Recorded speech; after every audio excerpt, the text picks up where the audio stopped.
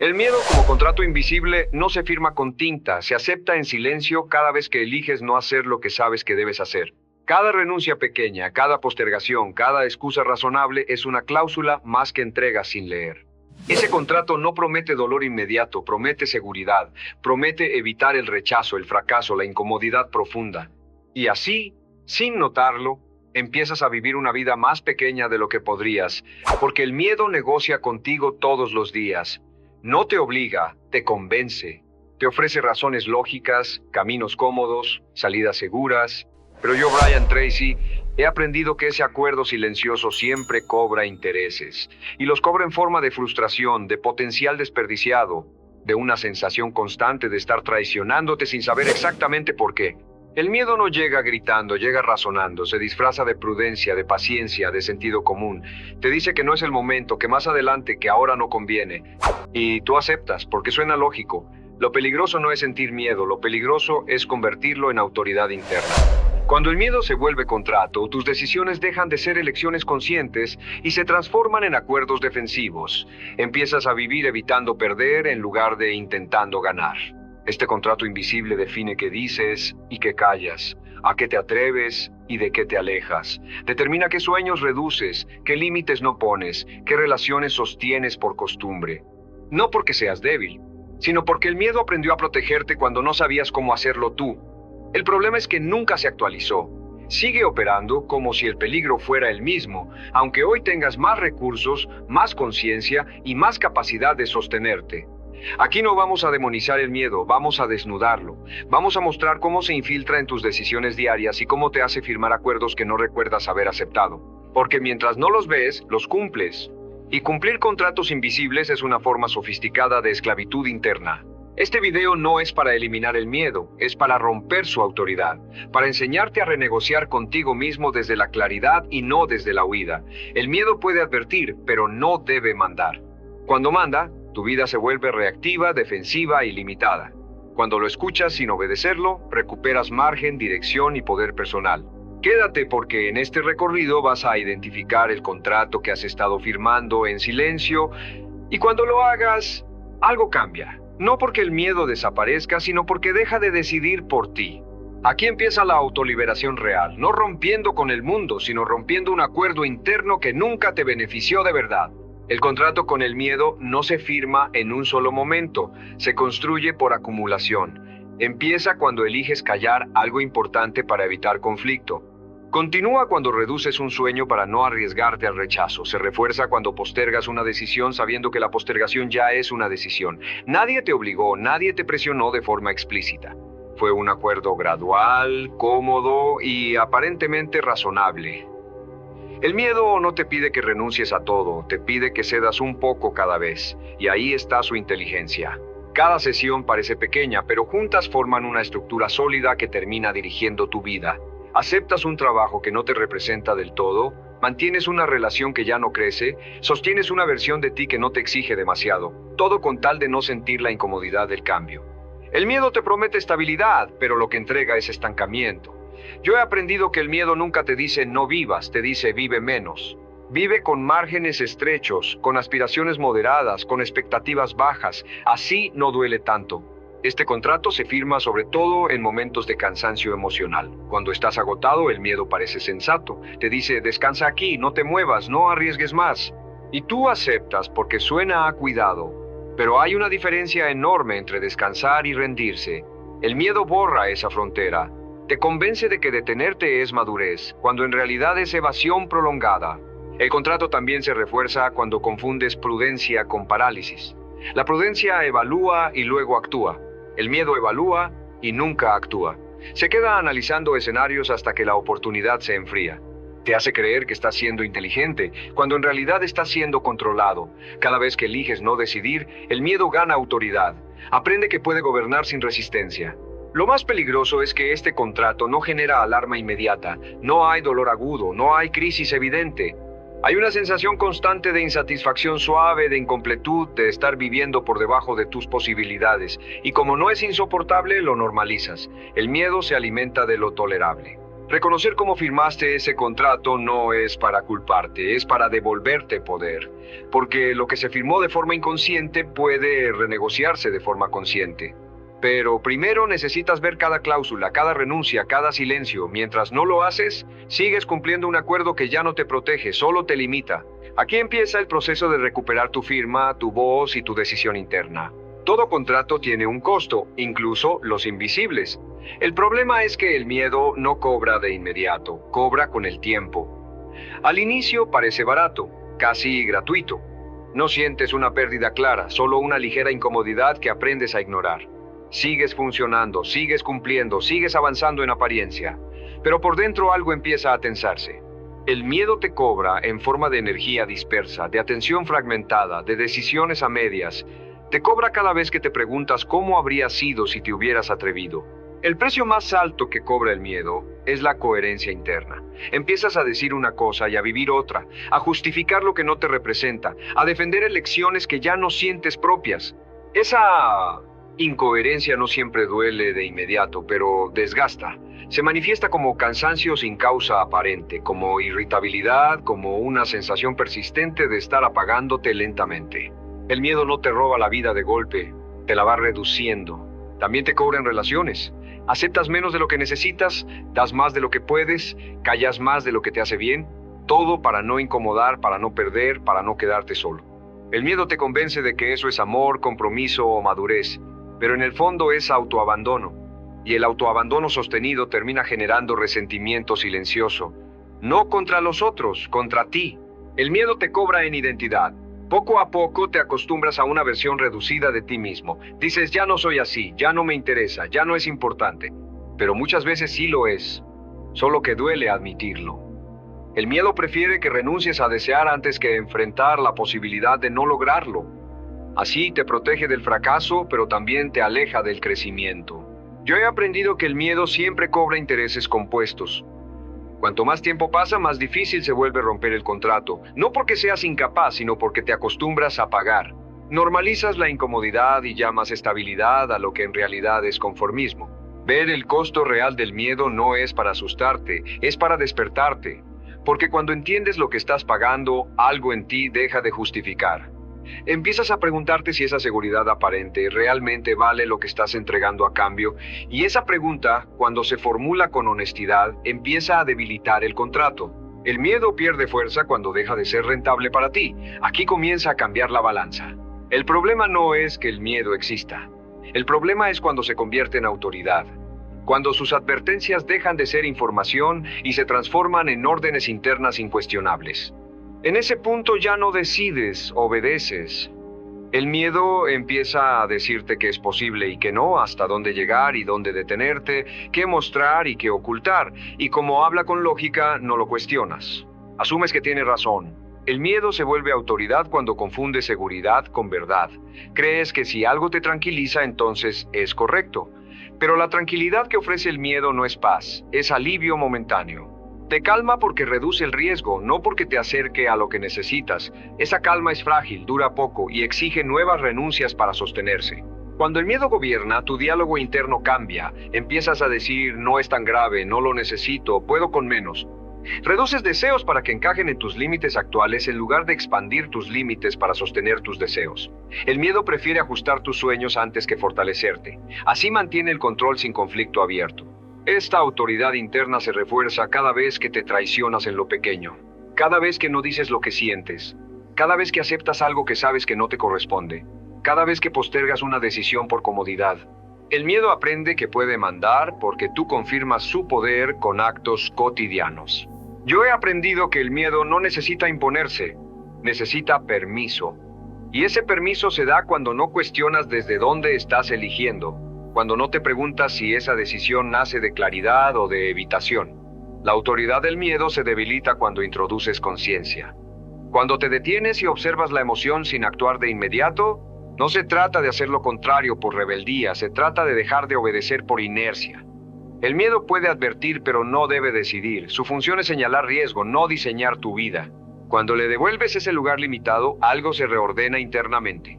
La tensión baja no porque todo sea seguro, sino porque tú vuelves a ocupar el centro. Desmontar al miedo como autoridad no es un acto heroico, es una práctica diaria.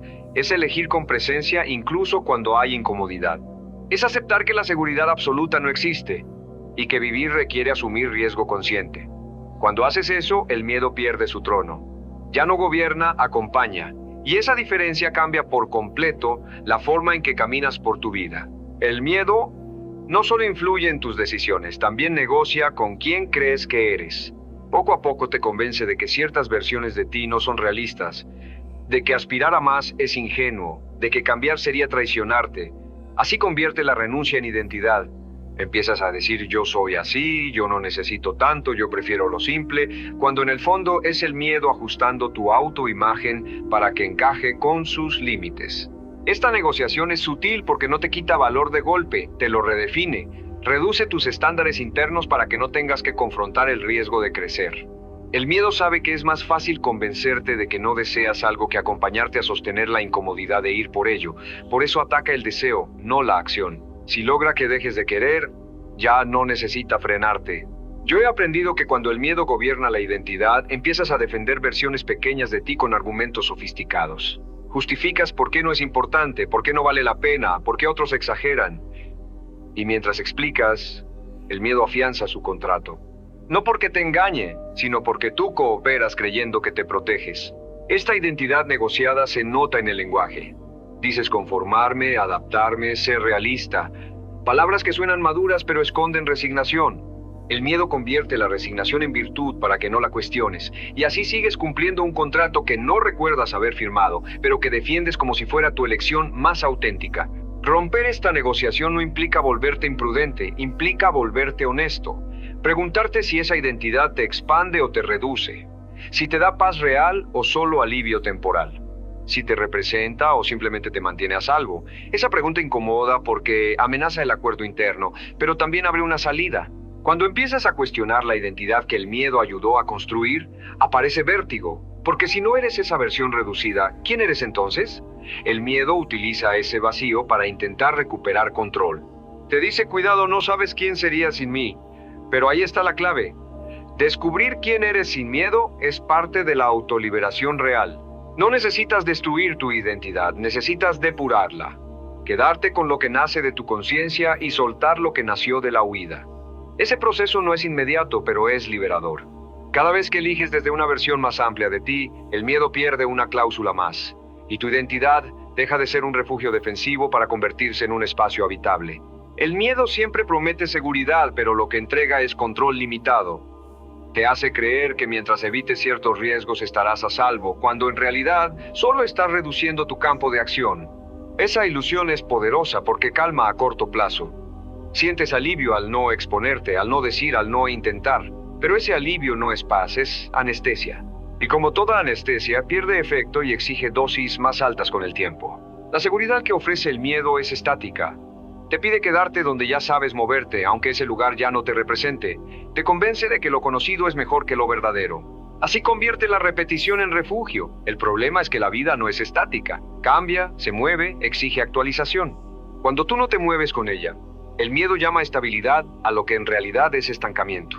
Yo he aprendido que la verdadera seguridad no nace de evitar, nace de sostener. No de controlar el entorno, sino de confiar en tu capacidad de responder. El miedo no confía en ti, confía en las barreras. Te dice, quédate aquí, no cruces, no pruebes. Y tú aceptas porque aún dudas de tu fortaleza interna. Pero esa fortaleza no se construye esperando, se construye atravesando. La ilusión de seguridad también se nota en cómo eliges. Prefieres lo que no te exige adaptación, lo que no pone a prueba tu carácter, lo que no te obliga a crecer, y luego te preguntas por qué te sientes apagado. No es falta de gratitud, es falta de expansión.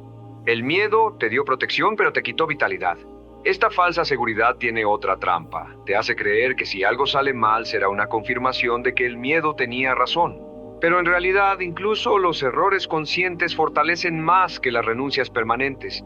El miedo no tolera el error porque el error demuestra que puede sobrevivir a lo imprevisto, y eso debilita su autoridad. Romper con la ilusión de seguridad no implica lanzarte sin criterio. Implica elegir riesgos conscientes en lugar de refugios automáticos. Implica aceptar que toda vida significativa tiene incertidumbre. que no hay contrato que te libre del dolor, pero sí decisiones que te acerquen a la coherencia. Cuando empiezas a elegir desde ahí, algo cambia.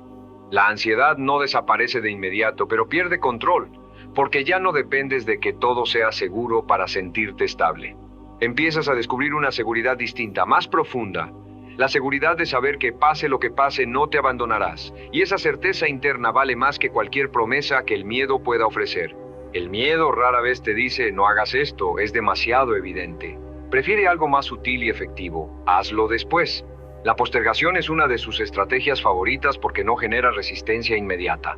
No duele, no confronta, no parece una renuncia definitiva. Te dices más adelante, cuando esté listo, cuando tenga más claridad, cuando las condiciones sean mejores. Y así el contrato se renueva sin conflicto. La postergación le permite al miedo seguir gobernando sin mostrarse. No te obliga a renunciar, solo te invita a esperar indefinidamente. Y mientras esperas, tu energía se dispersa, tu motivación se enfría y tu deseo se debilita. El miedo sabe que el tiempo juega a su favor. Cada día que pasa sin acción refuerza la idea de que no es tan importante, de que no es tan urgente, de que puedes vivir sin eso. Yo he aprendido que la postergación no es falta de disciplina, es falta de claridad emocional. No postergas porque seas flojo, postergas porque una parte de ti teme las consecuencias de avanzar. Temes fallar, temes exponerte, temes cambiar la imagen que otros tienen de ti. Entonces el miedo negocia con tu paciencia, te dice espera, pero nunca te dice hasta cuándo. Esta estrategia también se disfraza de preparación. Lees más, analizas más, planeas más, te convences de que estás avanzando cuando en realidad estás evitando el punto incómodo donde tendrías que comprometerte. El miedo ama la preparación eterna porque parece responsable. Pero la preparación sin acción es solo otra forma de huida elegante. La postergación te cobra de una manera silenciosa. No te quita algo de golpe, te roba impulso. Cada vez que pospones te acostumbras a no cumplirte. Y esa costumbre erosiona la confianza interna. Empiezas a dudar de tu palabra, de tu capacidad de sostener decisiones. El miedo se fortalece cuando tu palabra hacia ti mismo pierde peso. Romper este patrón no requiere hacer todo de inmediato, requiere hacer algo ahora, un paso pequeño pero real. El miedo se debilita cuando pasas de la intención a la acción consciente, no cuando eliminas el temor, sino cuando actúas a pesar de él. La autoliberación comienza cuando dejas de negociar con el después y eliges el presente, no porque sea cómodo, sino porque es honesto. El miedo pierde poder cuando entiende que ya no puede comprarte tiempo indefinido. Cuando empiezas a actuar con criterio, incluso con incomodidad, el contrato invisible empieza a resquebrajarse y ahí recuperas algo esencial, respeto por tu propia palabra. Hay una forma especialmente peligrosa en la que el miedo se esconde y es bajo la apariencia de responsabilidad. Te dice que estás siendo maduro, que estás cuidando a otros, que ahora no puedes pensar en ti. Usa obligaciones reales para sostener renuncias innecesarias. Y como suena noble, no lo cuestionas. El miedo aprende a hablar el idioma del deber para no ser descubierto. Te convence de que postergar tus decisiones personales es sacrificio cuando en realidad es evitación. Confundes responsabilidad con abandono propio. Asumes cargas que no te corresponden del todo para no enfrentar el vértigo de elegir distinto. El miedo prefiere que te agotes sirviendo antes que te atrevas a preguntarte ¿qué quieres realmente? Yo he aprendido que la responsabilidad auténtica no te desconecta de ti, te ordena. Cuando una decisión te exige desaparecer por completo, algo no está alineado. El miedo utiliza el exceso de deber para que no quede espacio para la pregunta incómoda. Mientras estés ocupado, no te detienes a revisar el contrato. Este disfraz se refuerza con frases internas como no es el momento, hay cosas más importantes, después me ocupo de mí, y ese después se vuelve una tierra prometida que nunca llega. El miedo no te dice no te cuides, te dice cuídate luego, y tú aceptas porque parece razonable. La trampa es que cuanto más tiempo postergas tu propio cuidado, más difícil se vuelve retomarlo, no por incapacidad, sino por hábito. Te acostumbras a no escucharte, a minimizar señales internas, a vivir desde la obligación constante. Y esa vida, aunque funcional, se siente vacía. Desenmascarar este miedo requiere honestidad. Preguntarte si esa responsabilidad te expande o te consume, si te hace más íntegro o más fragmentado. La responsabilidad real incluye cuidarte, poner límites, decir no cuando es necesario. El miedo, en cambio, te pide que aguantes sin preguntar. Cuando empiezas a distinguir entre deber y huida, algo se aclara. Dejas de usar la responsabilidad como coartada para no cambiar. Recuperas espacio interno para decidir. El miedo pierde una máscara más. La autoliberación no es volverte irresponsable, es volverte consciente. Es asumir lo que te corresponde sin desaparecer en el proceso. Cuando haces eso, el contrato invisible empieza a romperse desde dentro. Y tú empiezas a vivir no solo cumpliendo, sino eligiendo. Todo contrato puede renegociarse, incluso los invisibles. Pero no se renegocian con fuerza, se renegocian con conciencia. El miedo no se va porque lo desafíes, se debilita cuando dejas de obedecerlo automáticamente. Renegociar este contrato implica cambiar la relación que tienes con la incomodidad. Dejar de verla como una señal de peligro y empezar a verla como una señal de crecimiento. El miedo se alimenta de decisiones automáticas. Cuando introduces pausa, pierde ventaja. Esa pausa no es indecisión, es presencia. Es el momento en el que te preguntas ¿desde dónde estoy eligiendo? ¿Desde el deseo o desde la evitación? ¿Desde la claridad o desde el hábito? Esa pregunta simple cambia el eje interno. Yo he aprendido que renegociar no significa exponerte a todo, significa elegir conscientemente qué riesgos valen la pena. El miedo quiere que evites todos los riesgos, la conciencia elige cuáles asumir. Cuando haces esa distinción, recuperas autoridad. Ya no actúas para no perder, actúas para alinearte. Renegociar también implica aceptar que el miedo seguirá apareciendo. No es un enemigo a eliminar, es una señal a interpretar. Pero ahora no firmas en automático, lees la letra pequeña. Te preguntas qué me está pidiendo exactamente y qué me está costando aceptarlo. Esa claridad reduce su poder. Cada vez que eliges actuar a pesar del miedo, sin impulsividad y sin huida, rompes una cláusula del contrato. No necesitas grandes gestos heroicos. Pequeñas decisiones sostenidas tienen más impacto.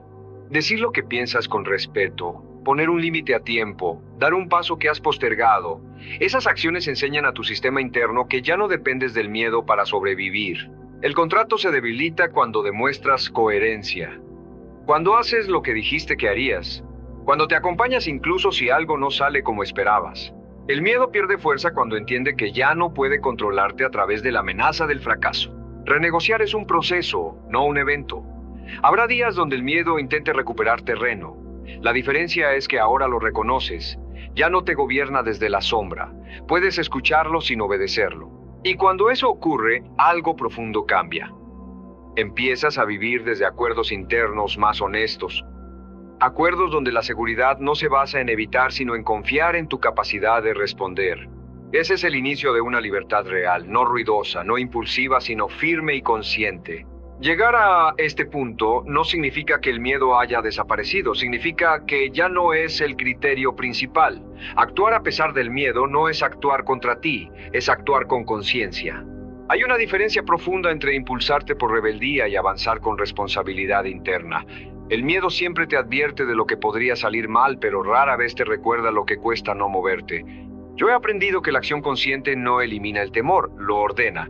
Cuando decides avanzar sabiendo que el miedo está presente, pero sin entregarle el mando, tu sistema interno empieza a reorganizarse. Ya no se trata de valentía épica, se trata de coherencia sostenida, de hacer lo que sabes que necesitas hacer, incluso con incomodidad. El miedo intenta convencerte de que actuar será devastador, exagera consecuencias, dramatiza escenarios, anticipa rechazos. Pero la mayoría de las veces lo que realmente duele no es la acción, es la espera prolongada.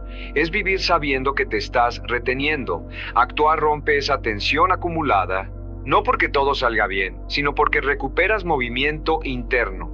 Actuar sin romperte implica respetar tus límites mientras los expandes. No es lanzarte sin criterio, es avanzar con presencia. Elegir pasos que te reten, pero no te destruyan. El miedo quiere que todo sea extremo. O te quedas quieto o te lanzas al vacío. La conciencia elige progresión. Cada acción alineada refuerza una idea nueva en tu interior. Puedo sostenerme incluso cuando algo no sale perfecto. Esa idea debilita el contrato del miedo más que cualquier discurso. Porque demuestra experiencia real, no teoría. El miedo pierde autoridad cuando ya no puede asustarte con el colapso. También es importante entender que actuar a pesar del miedo no te garantiza aprobación externa. Algunas personas se incomodarán cuando dejes de cumplir expectativas basadas en tu versión contenida. El miedo usa eso para intentar detenerte. Te dice no decepciones, no cambies, no salgas del guión. Pero vivir para no decepcionar es otra forma de obedecer. Cuando actúas desde la conciencia, empiezas a aceptar algo esencial. No todos los riesgos son evitables y no todas las pérdidas son fracasos. Algunas pérdidas son liberaciones. El miedo no entiende eso, porque solo mide en términos de seguridad inmediata. Actuar a pesar del miedo es empezar a escribir acuerdos internos nuevos. Acuerdos donde tu palabra pesa, donde tu deseo tiene espacio y donde la incomodidad ya no es motivo suficiente para detenerte. Desde ahí, tu vida deja de estar en pausa, empieza a moverse con dirección, y esa dirección, aunque desafiante, se siente auténtica. Cuando empiezas a romper el contrato con el miedo, ocurre algo inevitable. El miedo intenta renegociar. No vuelve con la misma fuerza de antes, vuelve de forma más sutil. Ya no grita, susurra, ya no paraliza, sugiere. Te dice que ya avanzaste suficiente, que no necesitas empujarte más, que ahora puedes relajarte. Y ahí está la verdadera prueba. Sostener la libertad no es eliminar el miedo, es no volver a entregarle autoridad. El miedo siempre buscará recuperar terreno, porque durante mucho tiempo fue el que mandaba. Pero ahora ya no puede hacerlo sin tu consentimiento. Yo he aprendido que la libertad interna se pierde cuando bajas la conciencia, no cuando sientes temor. El peligro no es tener miedo, el peligro es volver a decidir en automático. Volver a callar por comodidad, volver a postergar lo que sabes que es importante, volver a reducirte para encajar. El miedo se fortalece en esos pequeños descuidos cotidianos. No necesita grandes renuncias, le bastan las pequeñas incoherencias repetidas. Sostener la libertad implica observarte sin castigarte. Notar cuándo el miedo vuelve a hablar con voz razonable, cuándo te propone acuerdos cómodos, cuándo te invita a retroceder un poco para evitar incomodidad. No para juzgarte, sino para corregir a tiempo. La corrección temprana evita recaídas profundas. Yo he aprendido que la libertad no es un estado permanente, es una práctica, una elección diaria de presencia. Hay días donde sostenerla se siente natural y otros donde se siente exigente. Eso no significa que estés fallando, significa que estás vivo y creciendo. El miedo aparece cuando hay expansión, siempre. Sostener la libertad también implica aceptar que no todos celebrarán tu cambio. Algunas personas preferían tu versión contenida, predecible, manejable. El miedo usa esa posible pérdida para intentar controlarte. Te dice vuelve, no incomodes, no te muevas tanto.